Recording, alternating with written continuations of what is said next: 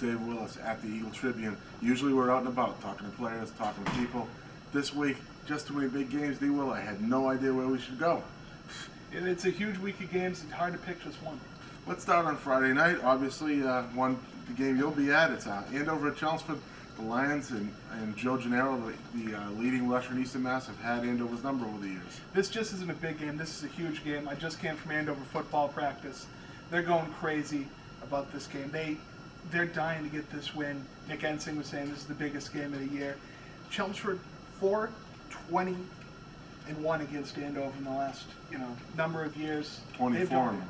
Andover's 4-20. Right. Yeah. No. That's dominant, man. That is dominant. Last year they had a huge late kickoff to beat them.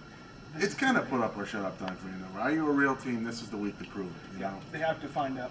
Down the road, Lawrence is at Billerica. An interesting game. Who knows if Nick Laspada is going to be there for Billerica? There's been a lot of rumors. Is he hurt?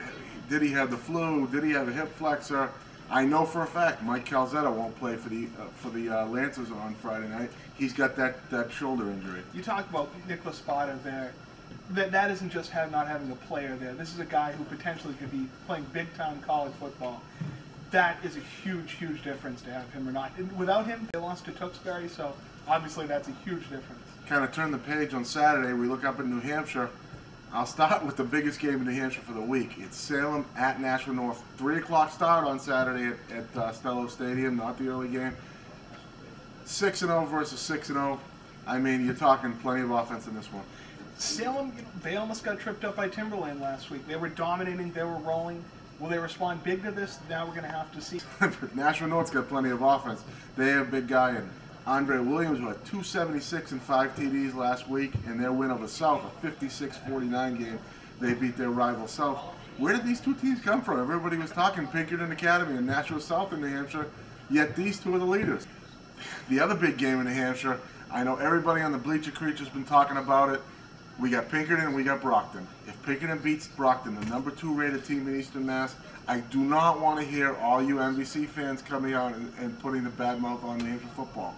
This is a decent, not a great Pinkerton team.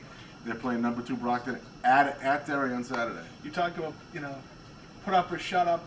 Pinkerton, we have to see what we have on a Pinkerton team. You said this, is it maybe not the same dominant team? They have the weapons. They have a lot of offensive weapons. They have a lot of defensive weapons. This is going to show. This is going to be a big deal. Speed killed Pinkerton against Salem. Brockton's got a good one in Trevon Offley, who's got a lot of speed. They're going to bring a lot to the table against Pinkerton. It should be a war. Eric Into's a big game player. We'll have to see if the knee is right. I don't want to overlook one other game Saturday afternoon you have to watch. We got Timberlane and Exeter. If Timberlane wants to make a statement in Division 2, Derek Fury and the boys, they're going over to Exeter. Exeter is just a little bit of a juggernaut that gets overshadowed by Bishop Girton's greatness the last couple of years.